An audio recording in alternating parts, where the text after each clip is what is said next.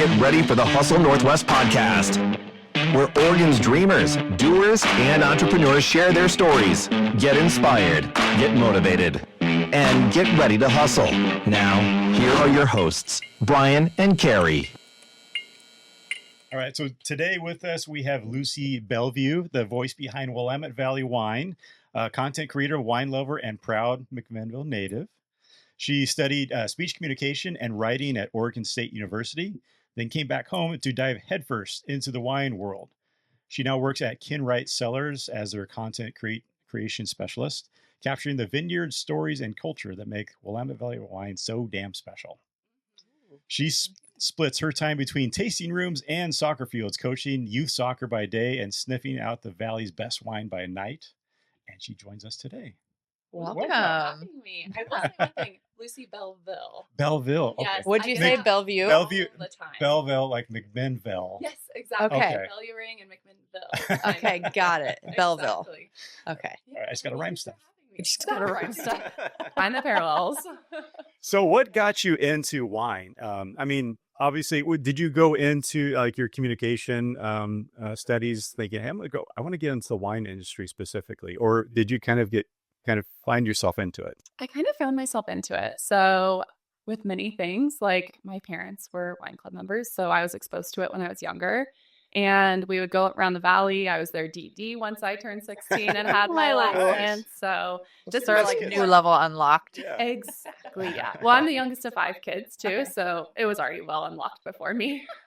But I got the chance to hang out with them and drive them around, especially like the Yamhill Carlton area because we lived in McMinnville, and see these beautiful spaces. But there was nothing really for me at that age until you really are able to drink. Like at that point, at least Wineries had like nothing for anybody who wasn't 21. So a lot of sitting around. Even then, like social media phones and stuff were not that big, I feel like. So you just sit there and stare. I was forced to communicate with people. You had to talk to them. I had to talk to them. So yeah, I got to hang out with them and experience it. And then once I did turn 21, I graduated college a little bit early. So it kind of fell around that turning 21 mark. And I went with my parents to taste wine that summer and got recruited to work at a tasting room. Wait, you graduated college at 21? Yeah.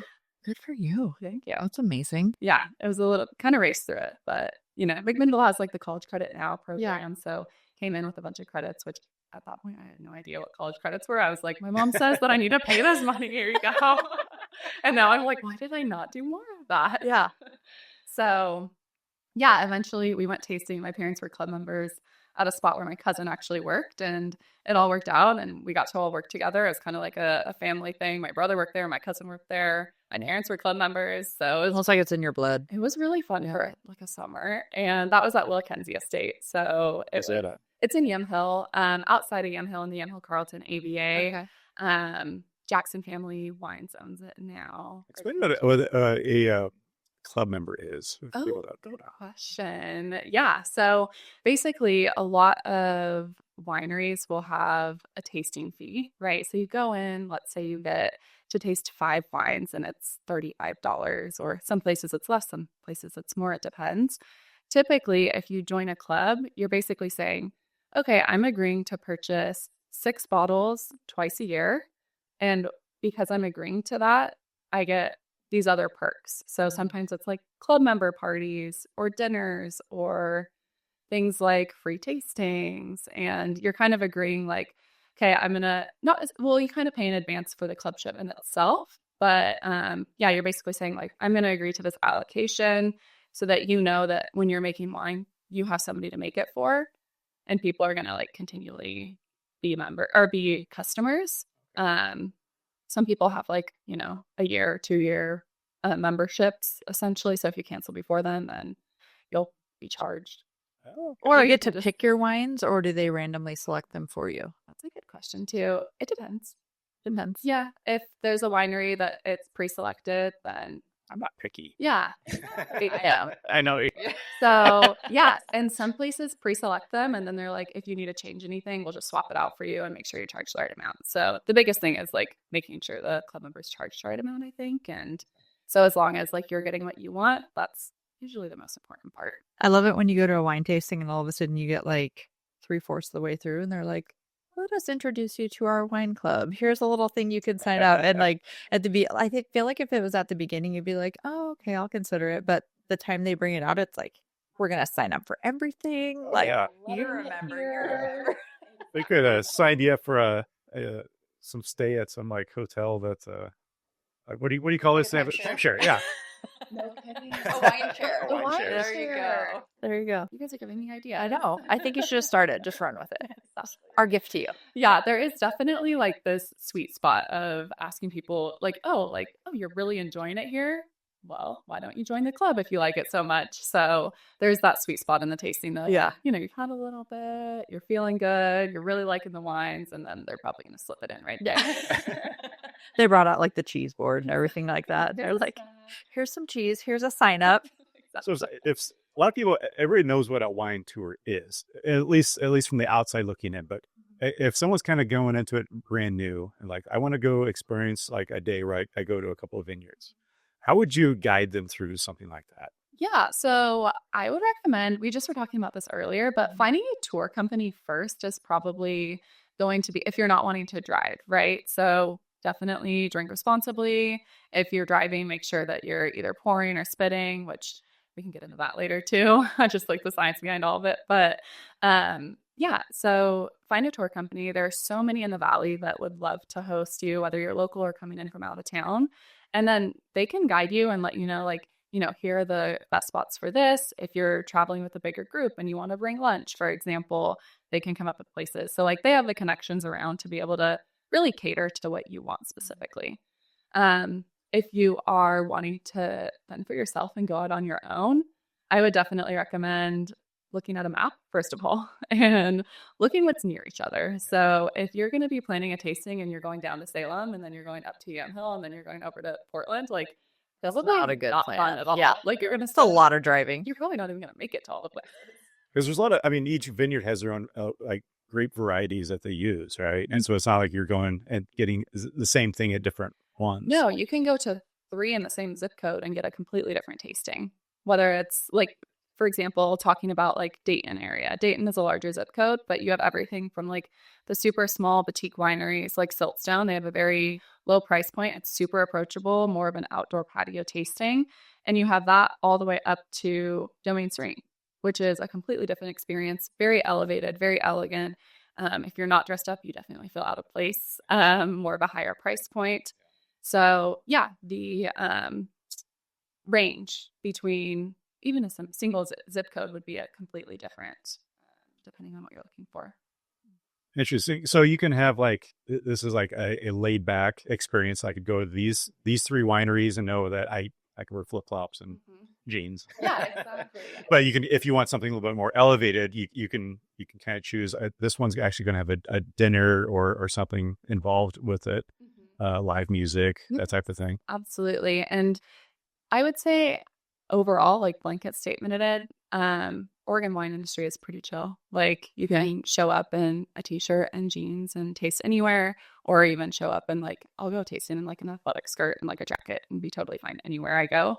But yeah, if you're wanting to get dressed up, then there are certain places that you probably wouldn't want to go unless you're wanting to feel super, super dressed up compared to everybody else there. Okay.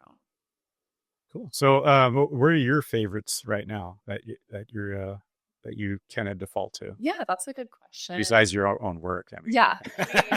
My family and I joke about gatekeeping certain places because we're well, we don't want everybody to show up here. And then it ruined it. And then it's so busy. But one of those places that we absolutely love and always go to is DuPont, which is in the Dundee Hills. So it's right outside of Dayton. Do you guys know where Archery Summit is? Vaguely. I'm over there quite a bit just for my day job. Shooting vineyards, but I don't really know exactly which one's which. Yeah, it kind of sits right up the road from Archery Summit. So they have everything from sparkling to a really beautiful white selection as well as Pinot Noir. I feel here in the Valley, Willamette Valley Vineyards was the one that you saw all the time, and that was the one that you just defaulted to. And then over the last probably 10 years, I feel every time we're driving, I'm seeing a new vineyard someplace, and you don't realize how many are popping up everywhere, or you see the label in the grocery store or wherever you're going to buy your wine, and you think it's like from someplace else, and all of a sudden you drive by and you're like, wait a minute, I didn't know that was here. So it's kind of neat to see how they're just like growing. Yeah, well, and the expansion too. Like, I think there's something like over 700 or 800 just in the Willamette Valley. And then if you look out to Oregon, over 1,000 different wineries. So there's a lot of production going on. And, you're not seeing all of it, especially during the fall. Like, unless you're located in Carlton or in one of like the smaller winemaking communities, it's pretty much like segmented to for example, in McMinnville, like there are a lot of wineries in the industrial area. So if you drive by that, you're probably seeing a lot of grapes coming in. Or like if you're out on the road on 99, for example, like during September, October, you'll probably see the trucks. You just don't know that they're carrying a bunch of grapes. That's what you're saying. And you get more involved than I think a normal person would, as far as experiencing the vineyard. And what is your favorite aspect of going in there?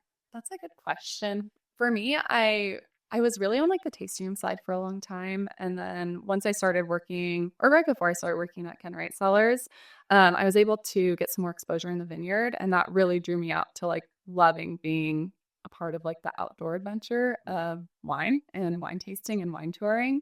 And so I would say that, I don't know, just being able to be outside, and in some wine tours, you're able to do a vineyard tour on top of it and have a little glass of wine in the vineyard. And it just kind of like brings everything together in a really amazing space. So, and I don't know if this is right or not, but I heard somebody say that the Willamette Valley is starting to rival like Napa Valley a little bit as far as Oregon versus that area. Yeah, I would say that in some senses that's totally true. Yeah. Rival, I don't know. Like some people are saying like the Willamette Valley is the new Napa. And yeah, I've heard that a lot. I think it's because Napa was really known as that West Coast wine destination. Yeah. And I think that a lot of people who have gone to Napa in the last 20 years, they're kind of deferring to go to the Willamette Valley now because it's a little bit more calm, a little bit more approachable, a lot cheaper. And you're getting that same, if not better, quality of specific wines, especially if they're Pinot and Chardonnay drinkers. You're getting top quality in the Willamette Valley. Okay. But there's also like a difference in climate too from there. So what is the wine varieties compared to Napa Valley to here in Oregon? That's a good question. I don't know Napa like the back of my hand. I know that they do produce some Pinot Noir, but it ends up being like that warmer climated Pinot Noir. So it can taste, at least the Napa Pinots that I've had, can taste a little bit more like thin, almost like a little bit more, or less Table wine type taste to it? Yeah, kind of. Whereas in the Willamette Valley, like we get the warmer days and the cooler nights. So the Pinot Noir specifically has a lot more time to ripen as well as come into its structure and really develop those like extreme flavor profiles, if you will. So how does that happen? Is it just like the sugars coming in, or is it like it's something in the soil that it's like absorbing? That's a part of all that plays into it, right? So everything from like we're keeping track during harvest of like the pH of the soil and the bricks, which are the sugar levels, and then also going out and like tasting the fruit on vine just to make sure like, it is where it should be.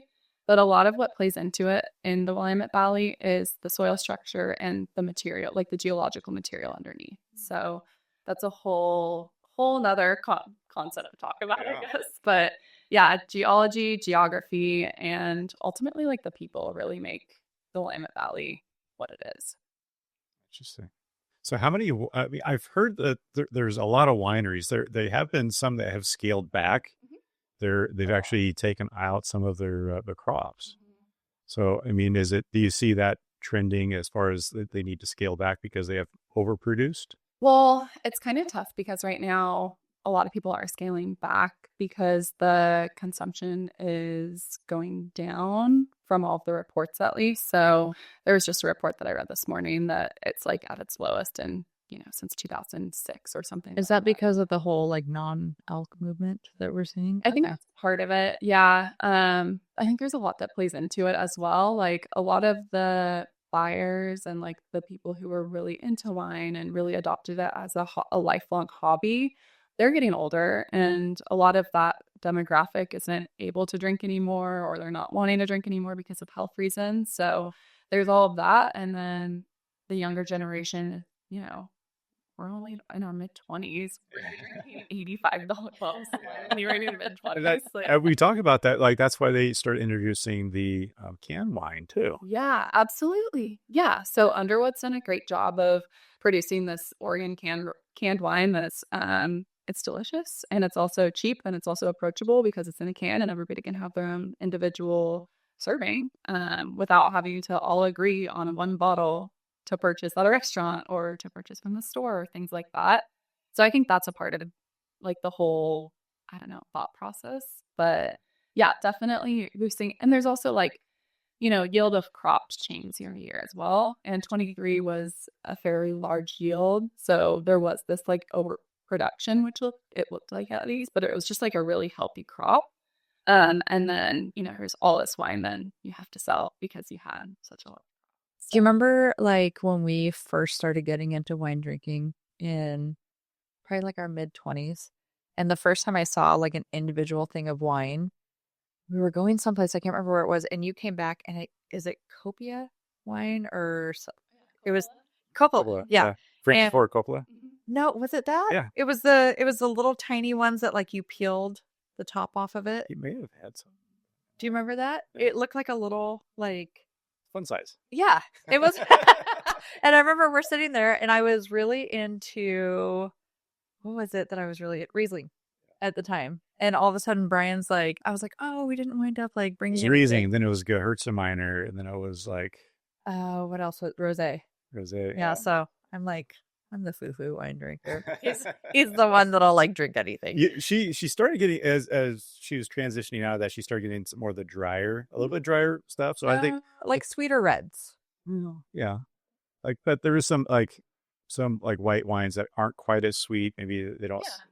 Like they have some sweetness to them, but they're not like hit you in the face. Yeah, exactly. I can't handle like the ones that feels like you drink it and it's like evaporating in your mouth. Yeah. Yeah. Like so the dry. high alcohol, really low sugar tends to have that effect sometimes. So apparently I just like a lot of sugar and I just like have it be super sweet. Well, sometimes like for me, the acidity can kind of play into that part of your taste buds, I guess. So it'll hit you kind of back here. Yeah. But even if it's not super sweet and super high in sugar, it can still kind of like scratch that itch. Yeah.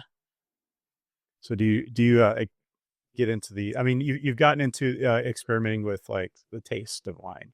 Is that something you kind of developed or is that something you people either have it or they don't have it? Oh no, it's all about exposure. We talked a little bit about it earlier, but the more you're around wine and the more you're tasting it and the more you're up for experimentation, especially if you're out in tasting rooms and things like that, the more you'll get used to it and the more you'll start to like it. I guess when I started, I was 21 and I was like, this is all disgusting. Like, I'm good. Like, okay, you told me to say this stuff, so I'm going to go ahead and say what you told me and kind of regurgitate all that information. You have like a little cheat sheet there. They're like, what's your favorite? I'm like, and then just make something up. And it's like, okay, like, is that really my favorite? No. But then it's like, you grow into really liking specific wines, especially if you're tasting Pinot Noir a lot, then you end up developing this palate for Pinot Noir. And once you have that, like, you can approach basically any Pinot Noir in the Willamette Valley and have a different opinion on what you're tasting. Okay. So it's really a matter of exposure and learning about what you're tasting and developing those taste buds. I don't think if you're born with it, good for you. Good for you. But I was not somebody who was born with it. I know there's some people that have like very, they could taste things really intensely with their taste buds and they're able to kind of swish it around. Like I'm getting notes of this and that. And it's like, are you? Yeah. Well, that's something that's learned too. Like they have these flavor wheels. I should have brought one today.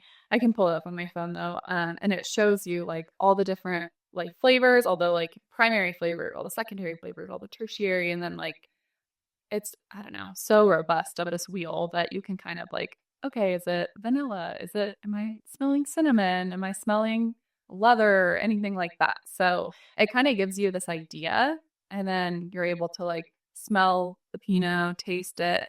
And then you're kind of able to draw back like, oh, actually, yeah, that is what I'm tasting. Interesting. That's just from the soil and the acidity level and everything just kind of working together just to make something a little bit different.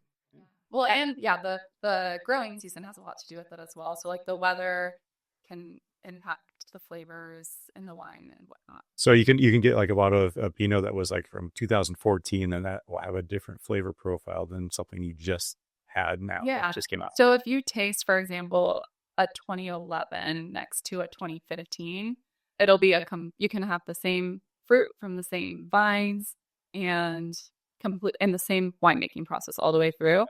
And they can taste like completely different wines because 2011 was a very cool vintage and 2015 was a vintage. So when they say this was a good year, that you actually say, yeah, that was a good year. It was a good year. Absolutely.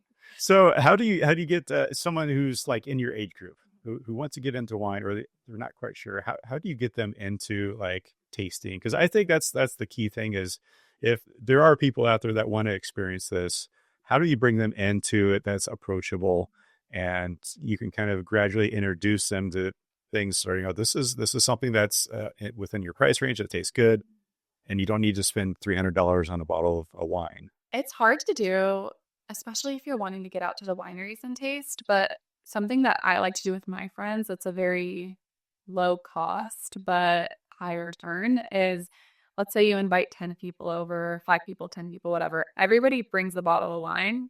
You can bring something from the grocery store or to have a theme.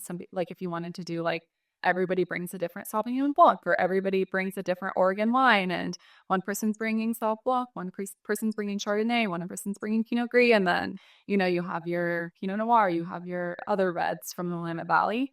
You can kind of designate it that way. So then everybody has about, between let's say $12 and $35 buy-in, but you're getting to taste these 5 to 10 wines. Why did we never do that? That's really smart. I like that. We just do it. Just us. We get 10 Be like, bottles of you wine. bring 10 bottles. Send me an invite. I'm in. I might bring 2. So speaking of wine, you brought some wine here. Tell us about these choices that you brought. Yeah, so I brought several. I love getting to meet and support the like boutique or small producers in Oregon. There are so many of them, and I think that oftentimes we'll go to Fred Meyer and look at the aisles and be like, okay, like that name kind of sounds familiar, or this name kind of sounds familiar, but sometimes they're the higher production wineries. Sometimes they do have the smaller ones as well, but a lot of times you're seeing those people who have enough wine to have a distribution label as well as their in-house label or their D2C label. So yeah, I have some whites, and then I have, the classic Pinot Noir. But one of my favorites right now, and has been for a while, is Sauvignon Blanc from the Willamette Valley. Hold it up. Yeah, so this one is Siltstone Sauvignon Blanc. If you follow me on Instagram, I love Siltstone. I worked there for many years, and I'm close with the family. And so it's really nice to be able to support somebody that I feel so close to, but also like I said earlier, I think their tasting cost is like $15, and you taste 5 to 6 wines. And Oh, that's good. yeah, super good. They're located right off Highway 18. So if you're from Portland and you're driving to Lincoln City or going to the coast for the weekend, super easy stop on the way there or the way back. Okay. And you can get I think every one of their bottles is under $30. So, or almost every single one of their bottles is under $30. And it's family owned. Family owned, operated. Yeah. So this is a really fun one. They have Durant's actually done a Sauvignon Blanc. I think it's called Sauvage the last few years. And which is I was like, was that supposed to happen? Smile. But yeah, they have invited a bunch of the Sauvignon Blanc producers out to Durant to host this festival. And that's really fun because you're tasting, again, the same varietal over and over again, but they all taste so different. So, because everybody does a little something different with their Sauv Blanc. The Siltstone is more like Sancerre style, so a little bit more fruit forward than like the New Zealand grassy Okay. Sauv Blanc. Another wine that I brought was this approachment wine. So Jess and Peyton West. Jess works for Harper Voigt as a winemaker. Peyton does work with like Benza and has worked with Carta. So they're a couple. They're married. They have their own label, and it's called Approachment. And their goal is to make this approachable wine, especially for younger people who, want to get into wine. And so they have these really amazing labels of this artwork, and That's beautiful. all of them are a little different. So they kind of like give you an idea of what you're going to be tasting or the vibe you'll want. So I think it's their Grenache is just like this girl with like her hair in a bun. Jess is like, that's me. What's a Grenache? I heard that one before. It's another varietal. So Okay. I I think in Washington, they do like a Grenache Fest. So a little bit more common up there. But this one is it's a rosé colored point of contact Pinot Gris. So a lot of people will call it like an orange wine or a rosé, depending on how much skin contact there is.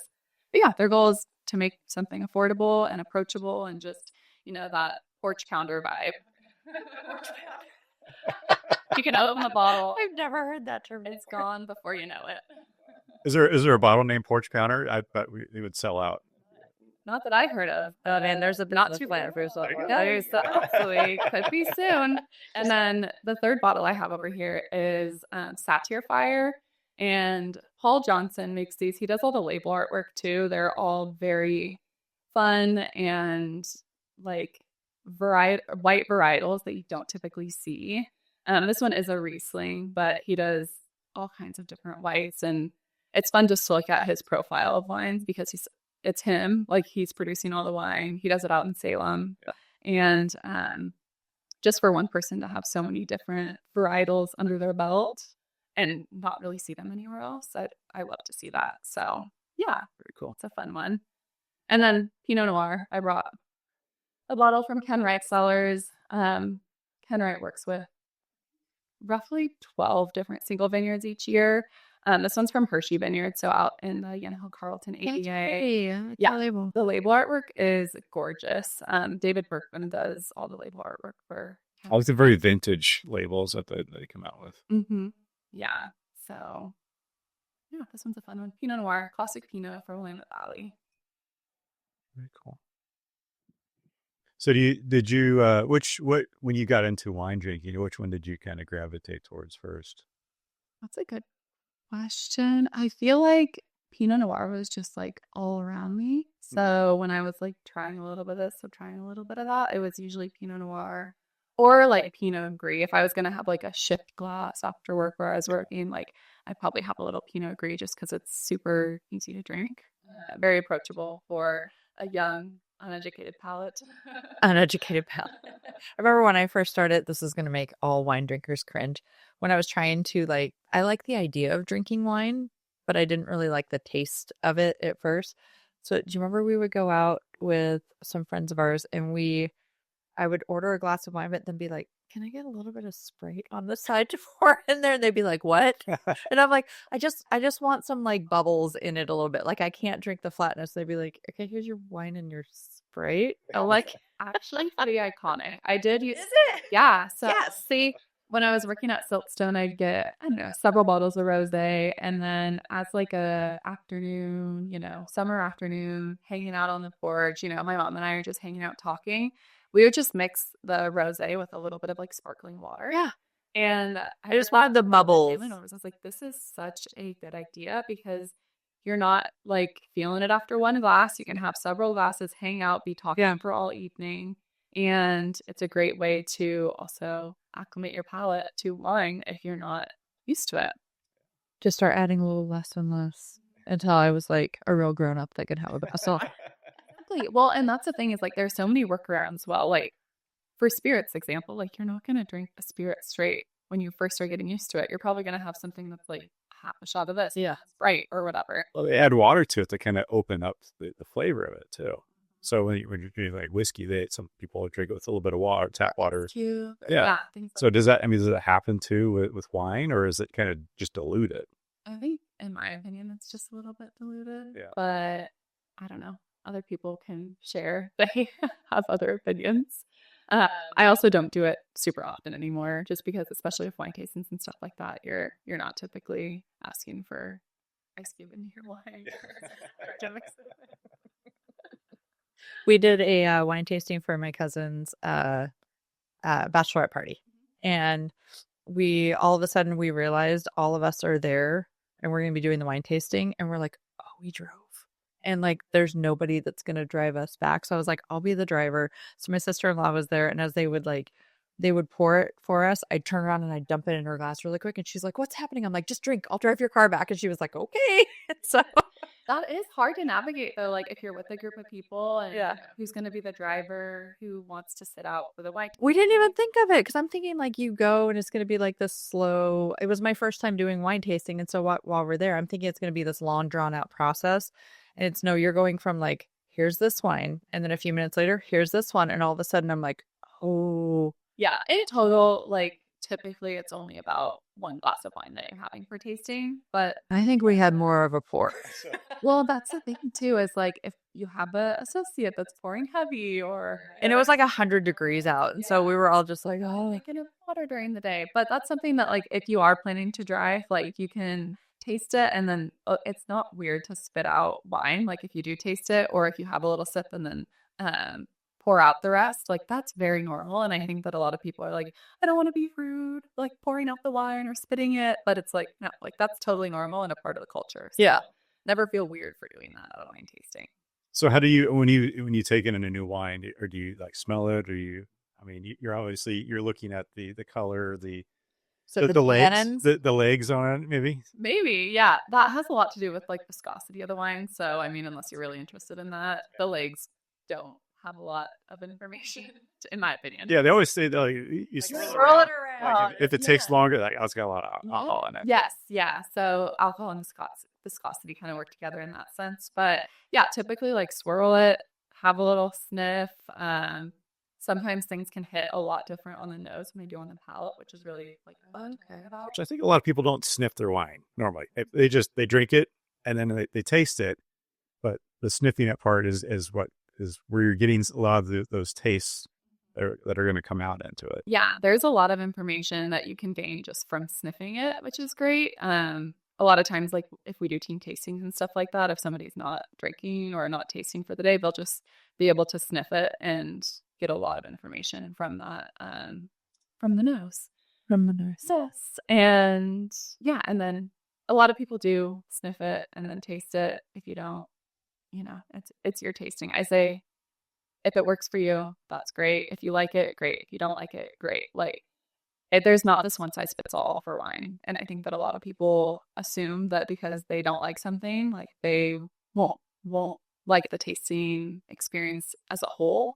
And I don't think that that's true at all. I think that a lot of places, like you were saying, like can have a lot of different options for wines and also be able to cater to a lot of different people at once. So have you had an opportunity to have a wine that's older than you? Yeah. I mean, how old of a wine have you had yet? I think the oldest one might have been the year that I was born, or maybe 3 years afterward.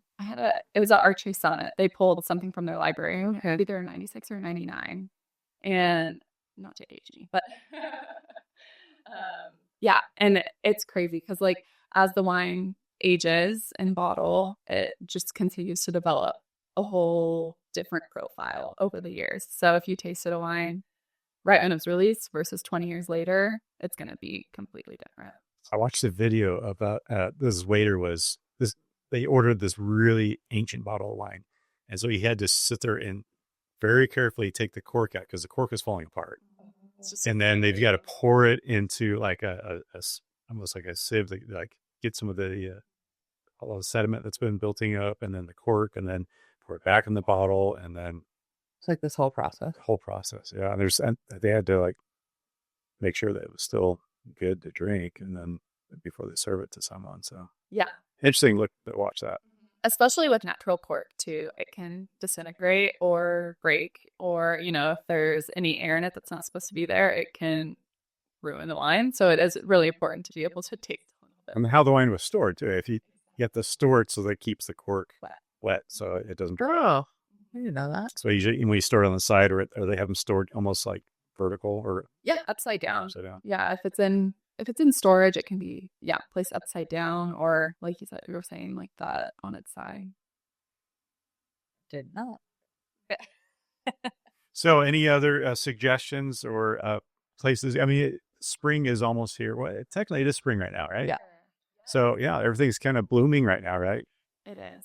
Yeah, everything's blooming in the vineyard. I mean, just a month ago, probably, we weren't seeing any bud break yet. But once the soil temperatures hit, mid 50s, then you're seeing this bud break start to happen, especially starts with like the younger vines, and then you'll see it all over the vineyard. So if you are driving by any vineyards and see the little green buds poking out at this time, it's a fun time to be able to live here and live, within so many different vineyards.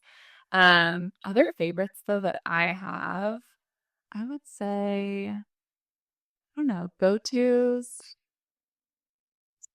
I do like going up to like Willakenzie. That one's a fun one. I just redid their tasting room. I always call it I'm like, that's my home. That's the first winery I ever worked at. There's some really beautiful ones up on like Warden Hill as well. So, and I also just went to Chehalem Wines new. Okay. Yeah, Stoller Chehalem Wines. They opened right off of Bell Road, and their tasting room is gorgeous. What's that one that's opening? Or I'm not sure when they're opening, but it's over in Turner. It has these giant crystal chandeliers at the entrance. I can't remember what road that is. I can't remember what road it was. It's a new vineyard that was put in, and the entrance of it's just like over the top, giant crystal chandeliers hanging there. I'm trying to remember what it Beautiful. was. Yeah. Yeah. I thought it was somebody's personal house. Then I remember you were telling me it's like a vineyard that they're doing out there. I can't remember. Yeah. I need to get down here and taste a little bit more. I've been to like the main ones, like Willamette Valley and Ickney, and Elahi's amazing too. Have you guys been out there? Elahi? Yeah. No. So the winery, is there a winery? I didn't know that. Yeah. They have a winery, and then they just built their tasting room. They opened a year and a half ago, maybe. Is it located inside Elahi, the proper, or is it like outside, as you're heading towards like, heading over to like Monmouth area? It's kind of by Dallas. Okay. Oh, okay. Yeah-ish. But yeah, it's called Elahi Wines or Elahi Vineyard. I was thinking like actual like Elahi. Elahi, in there, and I was like, when did they put a winery? Yeah, it's like a golfing community over on the edge of Salem. Oh my gosh. Okay. Well, it makes So that sense. explains like the blank looks from us. Like, wait, what? Like we've been there. I don't remember seeing a winery. Okay, that makes more sense then. Okay. Yeah, because they over by Dallas. Is it like on the off the highway where they have what's that? Is it Eola, or what's the one that's right off? It's that direction. Okay, because we went to a wedding over there at that one. Was it Eola? Eola. We went over there. It's right across from the fairgrounds. Yes, absolutely. Yeah. Okay. Yeah. Is that the one where the butterflies are? It was a sad wedding because they were going to release these butterflies, and it was really hot out, and so they just They opened the door and all these butterflies just went, what? They just fell out. We were like, this isn't a sign. no, they're still married. They're still married and doing great. Yeah. It was not a sign at all. It was just a very hot day. Yeah. So it's like, have you seen? There's dearie. There's this video of these people. I think they're at a funeral and they're releasing doves, and they're going to like throw these doves up, and the gal throws the first one and it goes just down on the ground, and they're like, oh no, and the next one does it and the thing just flops down, and like one of them flies off and they're like, oh yeah, and they throw the next one and again it just goes down. It's like, well, we got married at Vineyard too. We got married at Silver Falls Vineyard. Yeah. Which I don't know if is technically a vineyard anymore. Years after we got married there, I went and had to shoot the whole thing because they were selling it. I don't know if they continued it on. I think so. They still have the signs for the tasting room and everything like that. I know they had a fire.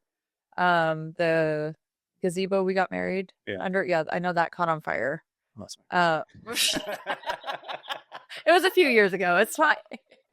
But then I think that was before they changed ownership. You could probably have your own book where you could say, here's the best places to get married. Here's the best places at food. Like, that's kind of what my Instagram though is. It's like, you get these little snips of like, and I could turn them into highlights if I want. I could write a book if I wanted. And like, I think, there's so much to do in so little time. Make an app. It's like, I want to get married, so here's the best vineyards to get married. An app developer. Then we'll get Coming up with a lot of great ideas. Yeah. There are some beautiful places out in like the Silverton area though. Mm-hmm. Yeah, it's got some nice rolling hills out there too. I showed a property one time, and it was a gal who was in charge of sourcing properties for a vineyard. And it was interesting because we show up and it's this big piece of property. She's not looking at anything on the property itself except for going and like checking the soil and like taking some samples and the owner was there trying to be like, oh, look over here. She's like, yeah, that's great. And she was looking at like the slope of the land and all this. Yes, like all that stuff. And I remember standing there going, I have no idea what she's looking at, but she just like was so dialed in. She came in and they wanted to take us like on this like big drive around the property and everything. And she was like, no, I need to go here, here, here, here. And then as soon as we were done, she's like, okay, thanks. I'll be in touch. And she just took all of her stuff back.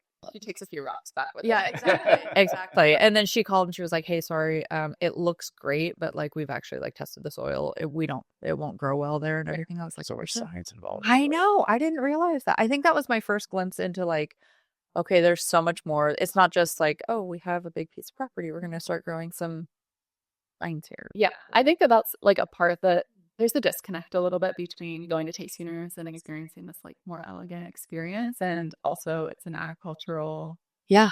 like whole agricultural industry that we're pulling all this from. So something that I've started doing with the help of Ken Wright Cellars and their vineyard team, as well as Results Partners, which is a very awesome vineyard management company in the area. I started inviting tasting room associates, so those who kind of like only see the front end and the customer facing end, to the vineyards. So they got to come out and they got to learn how to prune a vine and like address it, and actually like hands-on experience pruning vines.